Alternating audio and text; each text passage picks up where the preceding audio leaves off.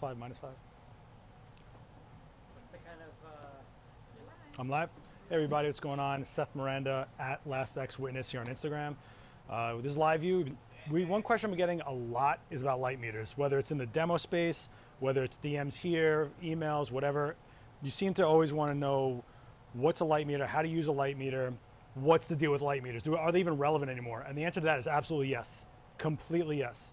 So I brought out 3 different models for you guys today, and these are all Sekonics of varying degrees. So this is actually the one you see Daniel using in the event space. See, it says events in horrible handwriting.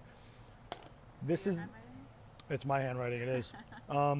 This is the 308XU. This is the basically the one that everybody uses forever. I think everyone has one thrown in a bag somewhere if they're a pro. This is the new version of it. And then there is the 478DR and of course the 858D. What's the difference? What do these do? How do they work? This is the one where you guys have to ask questions. This is the one where you guys have to absorb this one. If you don't get it, we're not metering anything, right? So the first thing you have to realize is, yes, your camera has a light meter in it, but it doesn't have this light meter. Your camera is reading reflective light, meaning whatever I'm pointing a camera at, it's reading the light reflecting back at it. This is reading the light falling on your subject, so it's more accurate by a lot. Actually, within 18%, it's way more accurate.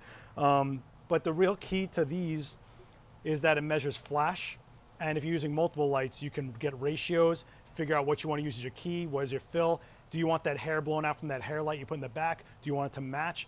Do you want to match the daylight and just make it look like a natural flash? Or do you want it to look like a really flashed image and the background goes darker? These are all the things you can control by knowing what you're doing. What people get misconceived about is whatever this says, I set my camera to and that's it. But that's like saying you're using any other measuring tool. Like I measured this 2x4, so I guess that's the size 2x4 I need. That's not the case. We're just measuring the light. Getting the light to your taste is your style. There's no right answer on that.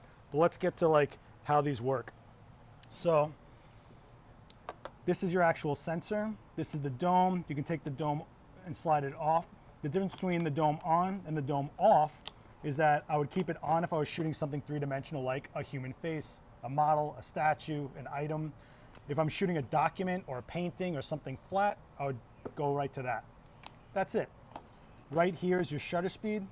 This is the f-stop aperture rating that it'll tell you, and this is the ISO. So I can actually change my ISO by holding it and pressing up or down to get what I want. We're gonna go to 100 today, and I'm at 2/50 of a second. And if you look, right here is the mode. Now the modes, sunlight for ambient, the light that already exists, flash, or flash with a cord. The difference is flash with a cord, you're actually plugging it into this and this will fire your flash. If you don't have a sync cord, you go into your flash and you trigger it however you're gonna normally trigger it to fire the power you're gonna be firing at, and it gives you an exposure. In here, there's not a lot of light. So when we go to ambient light at 100 ISO, if I shoot at my flash sync that I was gonna do, 2/50th, and I hit that, it gives me the 0.5. Right there I know none of this light is gonna show up in my shot. There's no way I'm shooting at 0.5. There's no f.5 on most cameras. So if that was my issue, I could either shoot slower, right? So I could lower my shutter speed, and now at f15, at 15th of a second, I can shoot at f2. At a quarter of a second, I can shoot at a fourth, at f4, and so on and so forth. At 2 seconds, I'm at f11. And it's just constantly doing the math for you. Now let's say I increase my ISO. So if I make my sensor more sensitive, now I'm at f22, which means I can speed up again, and now I'm at a 30th at 2.8. But if I went back to my original ISO, look where we're at again, f2, okay? So that's just measuring your ambient light. So once you get your ambient light source, if I'm out in the world and doing a location, I would go, oh, I'm at f4. Well, do I want my flash to match my daylight at f4 and make it look like I'm not using any flash? Or do I want to get it to look like there's a flash being used and we make the background darker? That's up to you. The way you do that is you get the value for your flash to be at a tighter aperture than what's needed for ambient daylight. So I'm shooting at f4 for daylight, and I put my flash up and I get f8. I already know that background is going to go darker because I would need f4 for it to come up, but I'm using f8, but I'm using this light. I know. We're gonna get through this. Let's measure a flash. Let's do that. So I'm gonna put this mode onto flash right there. I'm gonna put it down right here, and I'm gonna use the speed light, and I'm gonna put the speed light at 1/8 power, just because I don't need to blow the desk apart. I just need enough light. So I hold the light down. I'm gonna keep this at a consistent distance, and my reading is f11. Now, if let's say the space was reading, I don't know, f8 or something like that, I would go into my speed light and I would drop it down, and now I'm at f8. How did that happen? I adjusted one stop of light. So if I was in f8 and I'm shooting with light that's f8, I'm matching the exposure. I'm getting a nice, decent fill light. It looks like I'm not even using a flash, but I'm going to fill in the shadows on my subject's face. But distance is a factor too. Watch, same power, twice as much distance from my light meter. Now I'm at f4. Whoops. Now I'm at f4. So I went from f11 to f8 to f4. But I didn't change the power of the flash. What happened? Well, I doubled the distance. Doubling the distance drops me down another stop. This is all factors. And I know what's happening because this is telling me what's happening with my light. So if I wanted to keep the power the same, or I like the recycling, I can measure the distance of my flash and have it match the light that's in my space. Okay, so that's basics, right? That's measuring a flash, measuring an ambient. What other types of light are there? I don't know. Dave, don't answer. You're gonna give me like 14 different lights that exist. We're not doing that today. Are there any questions so far? I know there's a lot going on here, but let's go through the evolutions, right? So this is your, I don't want to call it bare bones, but this is basically what you need. This is a $200, $220 light meter. It's an investment. It makes your workflow faster, tighter, more consistent. It lets you know what your lights are doing. It lets you reset up things that you set up in the past. It lets you use multiple light sources and know what each one's doing. Because how many times do you have to take a shot over and over and over again to realize that backlight you put on someone's hair is blown out when you could have just measured it? Okay? This is about upping your game. This is leveling up. Yeah, you can take a shot and you can look at it, but if you don't know what you're looking at or have an eye for it yet, how do you even know if it's under or overexposed? There's a question? Will it measure high-speed sync? No. So this will not measure high-speed sync, but higher-end models will. Why won't it measure high-speed sync? High-speed sync works in usually two ways. One is a pulsing flash, and the other is in a long flash. It doesn't know what part of the flash you're using for your shot, therefore it doesn't know what to measure, but the higher-end models definitely do. So that's another aspect you're paying for. So let's go into the higher models, right? So this is a $450 round light meter. It boots up, has touch screen, it's so pretty. Look at all these modes I got now. Now we're not just using ambient. Now we're not just using corded flash. Now we're just using flash. Flash, multiple flash units, corded flash, multiple corded units, radio controlled. This can actually trigger Pocket Wizard triggers. So if you already own a Pocket Wizard system, this will trigger your lights without you having to do anything. It also does cine, which means that'll give you shutter angle and frame rate while you're measuring the ambient light, which is a big deal if you're trying to do filmmaking. It's really a great add-on if you're a hybrid, you shoot with a DSLR, you're trying to make films. It does not do high-speed sync, but if I go into this one, let it boot up for a second, and I go into here, there it is, high-speed sync. So if you need high-speed sync to be registered, meaning you want to use faster shutter speeds out in the wild, you want to kill that ambient light, this is where you got to start going. It also has flash duration, which we're going to get into, but I want to get into this one first because it has one feature that I think is totally worth it. So if I go into flash, and I'm shooting at ISO 100, and I'll put it up to my flash sync, I'll put it at 200, right? I put it down, I go like this, and now it tells me the same F4 that we got with the other one, but it tells me one other thing. This right here, this percentage, tells me what percentage of that exposure is the flash and what percentage is ambient light. So instead of me doing that math of going, oh, I'm at F4, but I want to be at F8, this will tell me, oh, you're 50-50, you're there. Or if you want it to look more like there's a flash being used, put it at 60%, put it at 70%.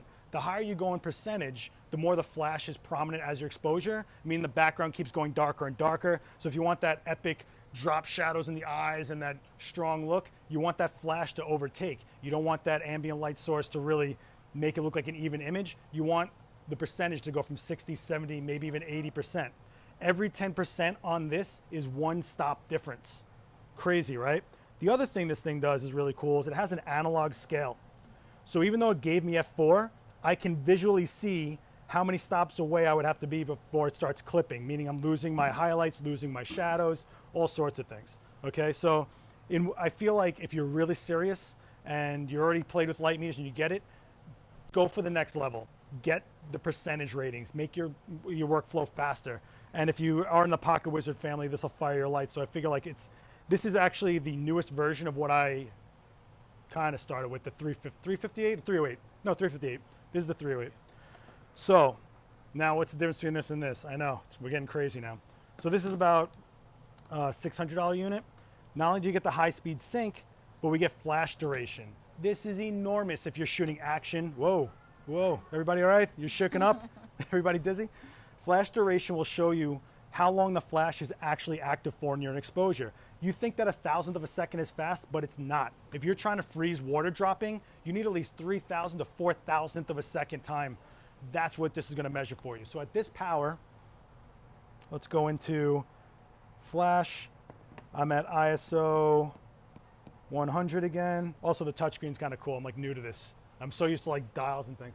All right, so we hold down my exposure, I get a flash. Cool, so it tells me the F4, right? Now if I go into flash duration and I do the same thing, it tells me that I'm at 13,000th of a second. 13th, not 1,300, 13,000. That's gonna freeze anything. Is it enough exposure? Well, am I shooting at F4? Then I'm good to go. And I know that. I ran into a lot of issues with motion blur with slave flash back in the BMX days. I'm shooting a lot of pole fitness now, running into a lot of flash duration issues. That's usually what you run into with lower cost lighting, but this is where you start gauging what you really need, what you're really shooting. When someone says, oh, I shoot everything, do you really? Because you kind of got to hone your kit to what you're really shooting. If you go to 1200sessions.com, you can watch me and Daniel try to freeze water droplets. It was all about flash duration. We had to up our ISO just to make sure this would happen. And this will save you that heartbreak. So if I think I'm getting, oh wow, look at that, it even gives me the T-bell. So this is actually showing you the peak of your flash and when it's trailing off. That's crazy, crazy. Sekonic is bananas, okay? So this isn't lighting specific. If you have ProPhoto, if you have Flashpoint, I don't care what you have. If it spits light, it's reading the light. It doesn't matter what the light source is. Somehow, some way, this reads the light. Whether it's constant, whether it's flash, it'll read it. Whether you want to read high-speed sync or not is another story. But yeah, it doesn't matter what brand lighting you have. I don't care if it's speed lights. I don't care if it's a candle. These will read that, okay? What you have to decide is what style of lighting you want and how to get there. Now, if I'm shooting in a studio and I want to get, actually, we should probably do that. So if I'm pointing a light at somebody, like I'm going to take a really horrible photo of myself with a bare flash like this, which I've done to Susie like 400 times already. I'm going to use this guy. So I'm going to put 200th of a second. I'm at 100 ISO, but I don't know what my light is set at, right?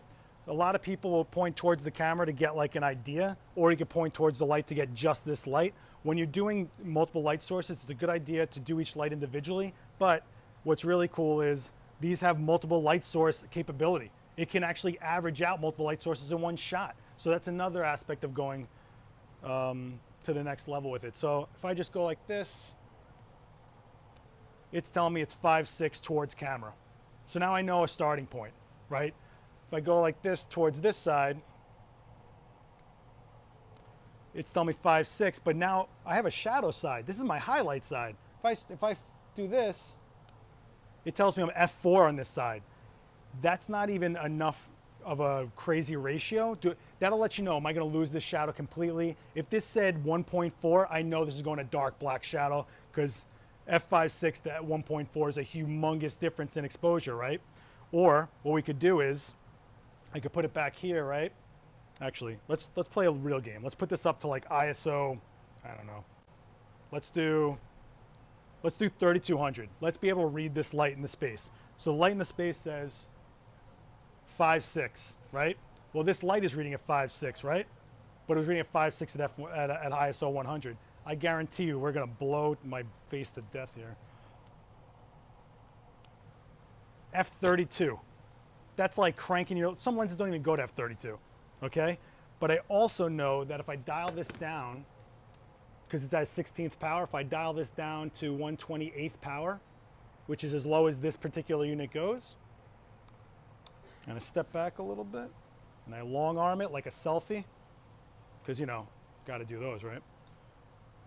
All right, so if I do this, now it's telling me that I'm at f11, but only 90% of that is my flash, which means this light is starting to show up. If I go back here and I do this, this is really hard. I'm letting you know, guys. I'm at 80%. And if I keep going farther away from that flash, it drops down. I start getting more of this light in my shot. So, Dave. Yeah, f11.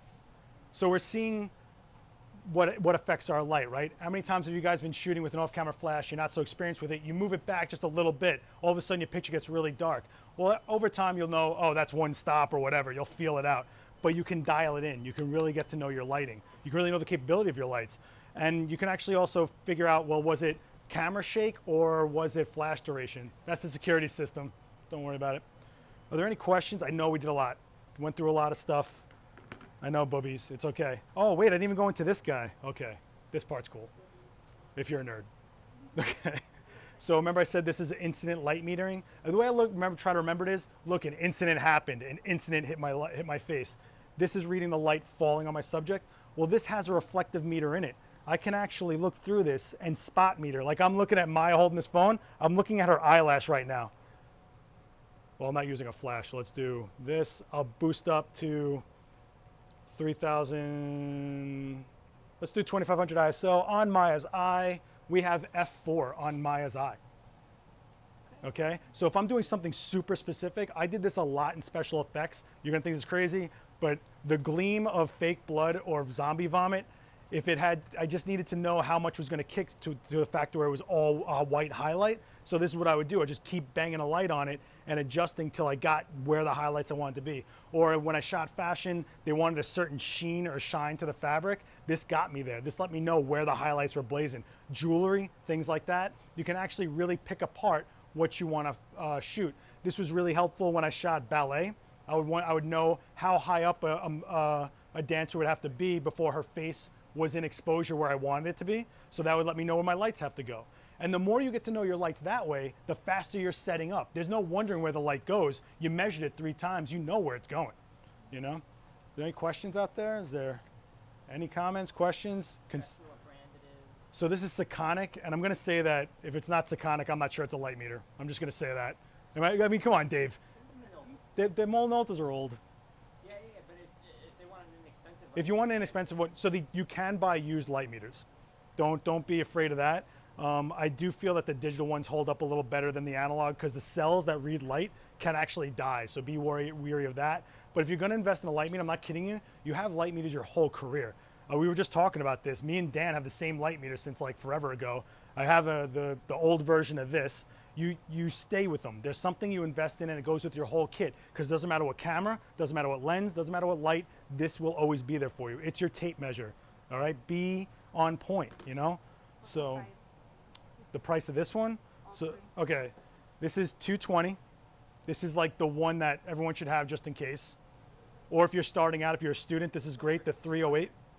No, 220, the new one, that's Cine. Okay. Yeah. This is the 478 is about what, 4 and change, Dave? 470? Is it 400 even now? All right. Actually, that's great. Yeah, so it's 400, anti-glare. I know people were concerned about, can you see the touchscreen in sunlight? We haven't seen issues with that, so go for it. And this guy is about 600 now. 600. So you're looking at 2, 4, 6. It's almost like stops. Look at that. F2, F4, F6, sort of.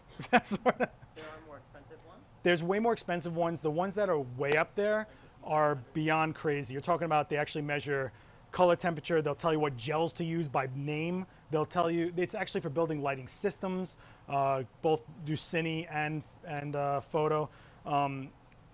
You can get crazy with these. And if you're experienced and really into it, you already know what those light meters can give you. But if you're not sure what light meters can do, get yourself a 308, and go figure out what your lights are doing. When you start going, oh, I'm getting motion blurs I don't know about. Oh, I wanted the ambient light this way or that way. You'll be a ninja by the time you buy one of these. The other question is, does it work for TTL mode? So TTL is its own metering, right? So what TTL is doing is, if this is a TTL flash, this would actually fire a pre-flash before the photo even gets to, this is all in milliseconds. Flash, my camera reads that flash and then tells my flash, hey, go half power, go quarter power at whatever f-stop I want. It's its own metering system. Is it 100% correct? Not always, all right? I always give the example, if you're wearing a dark jacket with a white shirt, right? It'll tell me the reflective off of a black jacket's one thing, but if I open up that jacket, the white reflects more light, it'll lower the exposure. Well, my skin didn't change, so now my skin's gonna be underexposed because it thinks I need less light. Things like that. So this is, nothing gets more accurate than this. And if you're getting into studio especially, this is where it's at. If you're getting into weddings and you want to get a certain look to ambient light versus the flash, or you're shooting at certain times of day, you want that sunset to look a certain way, this is how you get there. This is how you start learning what light is at certain times of day and how to set your lights accordingly. You start figuring out your style. Light meters can actually affect your entire style. You might think, oh, I always like it super dramatic, but then you start using this and you start seeing a more natural look to your images, and maybe that's where you start steering it, you know? So again, I know people think that they can just shoot, look, and make an adjustment or figure it out. If you don't have an eye for that, or let's say your LCD screen is set to full brightness and you start adjusting for that, but the photos are underexposed now when you get home, that's an issue. This is dead accurate. These will not fail you, I promise you.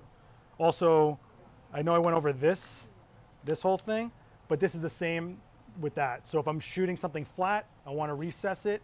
If I'm shooting three-dimensional, something like a face, you're doing that. What's everyone laughing at? Who did your tats? Oh, geez. We're not getting into this. I don't talk about tattoos. I don't talk about tattoos. You guys know this. But I do talk about awesome t-shirts. And that is a tattoo. Actually, that's my arm getting tattooed. So if you guys want shirts of me getting tattooed, go to Last X Witness right here on Instagram. Hit the link. You can get some rad merch. If you're psyched in the tutorials, it's a great way to throw some support. And if you post a picture or put on your story mode that you got one of my shirts, I will give you a shout out back, I promise. Okay, guys? Yes?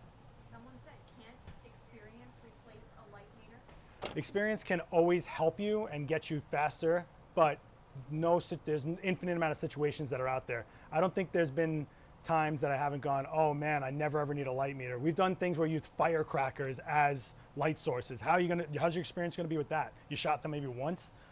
Don't go by that, okay? It doesn't hurt to have accuracy in your bag. It doesn't hurt to be precise in your bag. Yes, you'll get better with your lights, but let's say you change those lights one day, now you're back to zero. You don't know what that light is gonna be. Different watt second, different exposure values. You don't know, okay? And you also don't know when your taste changes. If I start going, oh, I want more dramatic photos, what, you're gonna keep shooting trial and error till you get there? You can have all the experience in the world. A carpenter can have all the experience in the world. He'll never cut that 2x4 exactly where he needs it. This will get you there, okay? And let's say I'm using an assistant and I need them to finish the shoot for me. I get my exposure values and I walk and then they're going, okay? And I'm off on another shoot.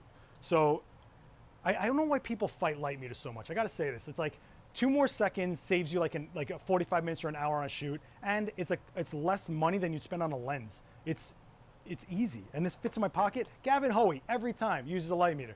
Guy keeps it around his neck like it's his lost love. Hey, Gavin. Oh, and I bought that LiteMaster because of you. I'm using it. Maybe we'll do a live stream on that. Speaking of which, you guys got to DM me and let me know what you want to see. I'm thinking about doing tabletop photography next time. Let me know if you guys want. If you have an Etsy store and want to shoot product, maybe we'll do that next time. Let me know, okay? If you guys want me to do more stuff with models, let me know. DM me. I am trying to answer, I know I'm backlogged on DMs. Some of you guys, I don't know what you're saying to me. You have to be clear. I don't know what they're saying to me. I'm sorry. I just don't know. DM Adorama, let them know how you're feeling about these live views. Also, facebook.com/Adorama has some of the past live views on them. So if you want to see the one with the Nikon D750, head over there. It's the light with my aperture as opposed to the power settings. Of course you can. If it's shooting at a quarter power and I'm getting f8 and I say, oh, that's too dark, I can open up to 5.6 on my camera. It's a really quick way to work. You just have to realize you're trading off depth of field and you're going to keep that power at the same power. So if you thought it was recycling too slow, it's going to stay there. If you think it's recycling too slow, lower the power. You know, things like that. Another quick thing to change is the distance, right? You saw me move you can just pull the light closer, farther, but that's going to change your shadow pattern. Everything's a trade-off, right? You make a car faster, it eats more gas. Same thing here. If I move a light closer, change the shadow pattern, increases my exposure. I pull it back, I lose my exposure, but maybe I want that, but the shadow patterns get harsher. Crazy things like that. You just saw me use a balloon last week for a softbox with a shopping bag and pizza boxes. You can do whatever you want, okay, kids? But this will just help you know what you're doing. So check out some light meters. If you can't afford a new one, check out a used one and just learn what you like. You'll be surprised what your camera says and what that light meter says. So just get into the habit of it, okay, kids? My name is Seth Miranda. This was Live View. I'm Last X Witness here on Instagram. Hit up the link in my profile if you want some rad shirts. And, you know, maybe we'll make the background blue like I've been saying since day one, but we'll see. All right, guys. Thank you so much. Later.